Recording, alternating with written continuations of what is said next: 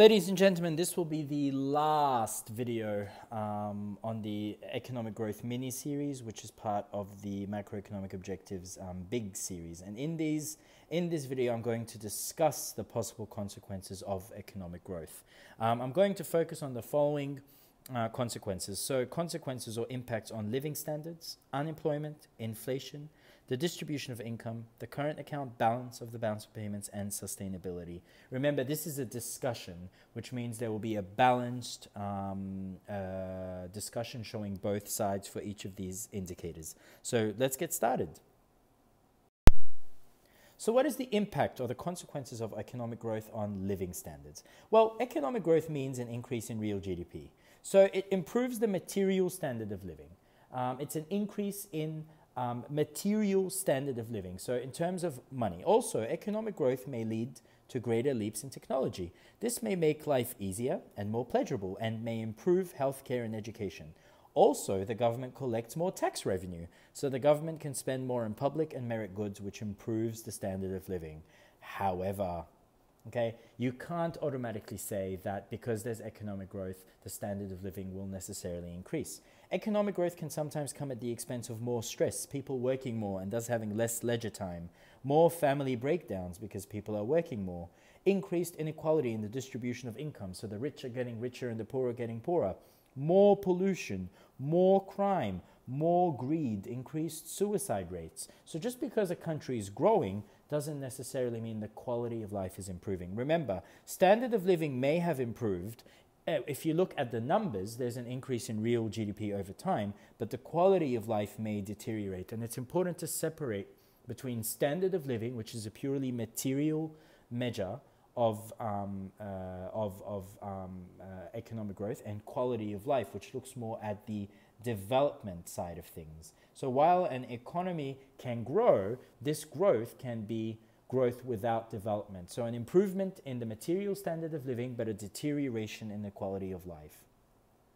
Okay, so again, it's not that simple. Economic growth does not always improve living standards. What about the effect of economic growth on unemployment? Well, economic growth will create new job opportunities, whether it's demand-driven or supply-driven. Okay, this will help lower cyclical unemployment. However, the other side of the argument, economic growth can lead to the decline and collapse of certain industries due to improvements in technology or maybe increased trade with the outside world. So certain industries, the skills of those workers might become obsolete due to improvements in certain technologies. Those workers, their skills might be no longer needed. They might be replaced by machines, or those industries are no longer needed. This will cause structural unemployment. So while economic growth can create job opportunities, it can also destroy other jobs and create structural unemployment. This doesn't mean that economic growth is a bad thing. It just means that governments have to keep in mind that growth doesn't mean everybody will get better job opportunities. There will be certain industries and certain workers that will be left behind because their skills are no longer needed, or due to increased globalization and trade with the outside world.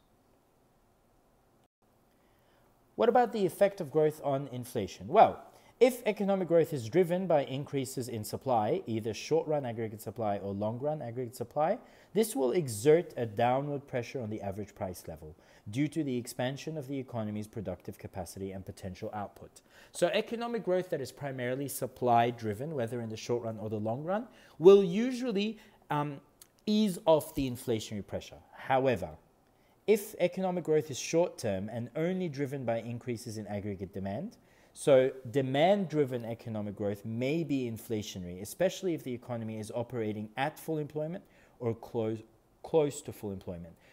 Economic growth in that case, if it's purely driven by increases in aggregate demand and the economy is operating at capacity, it will cause demand pull inflation. As you can see here, if SRAS increases, the average price level falls. If LRAS increases, the average price level falls. But when AD increases, the average price level rises. So again, it depends on what's driving this economic growth. What about the distribution of income? Well, economic growth will lead to a rise in people's incomes. So the government will collect more in tax, and hence the government can afford to spend more on public and merit goods and on bridging the gap between the rich and poor. However, you'll notice every slide has a however, the other side of the argument.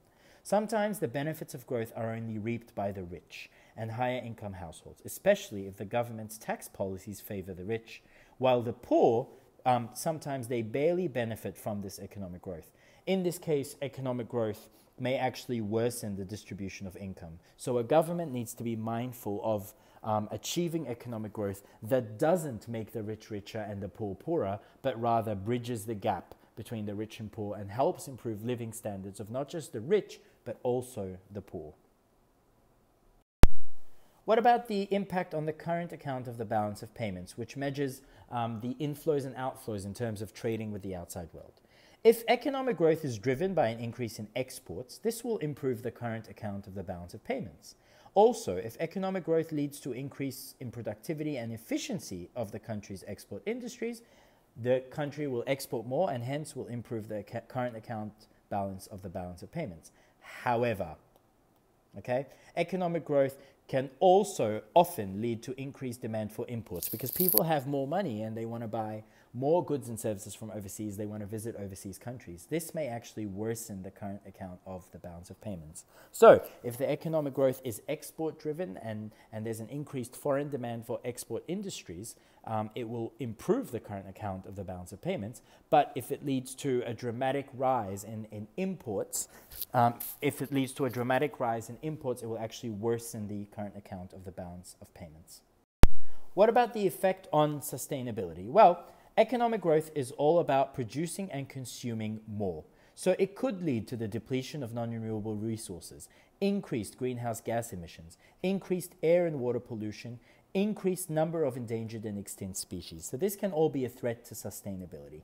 This threat may be diminished if the wealthier and more educated citizens start demanding policies and developing technologies that promote sustainability. So what I'm saying is economic growth is not always good news. There are some negative consequences and negative impacts of economic growth, and any government to achieve the macroeconomic objective of economic growth needs to be mindful of these possible negative consequences. Thank you very much, ladies and gentlemen.